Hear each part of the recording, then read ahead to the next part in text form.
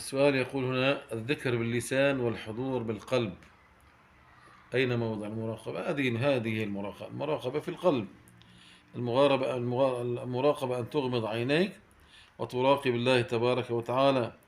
المراقبة أن تراقب نفسك وتراقب قلبك من الوسواس ومن التحدث وغير ذلك. ألا تجعل مع ذكر الله شيء أبدا في قلبك. هي اسم المراقبة. المراقبة والمشاهدة هي أعلى درجة، ما وصلنا لها نحن يا بنتي، ما حدا وصل لها إلا القليل يعني. المراقبة والمشاهدة هي أعلى درجة، أن تعبد الله كأنك تراه، فإن لم تكن تراه فإنه يراك.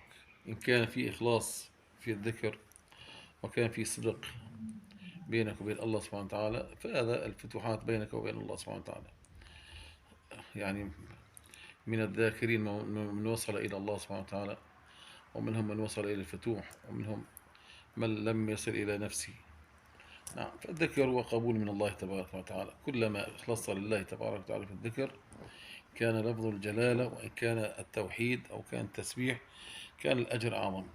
فأولا وأخيرا الأجر مدون، ولكن الفتوحات لا يعلمها إلا الله سبحانه وتعالى، وتكون على قدر إخلاصك لله تبارك وتعالى، والله أعلم.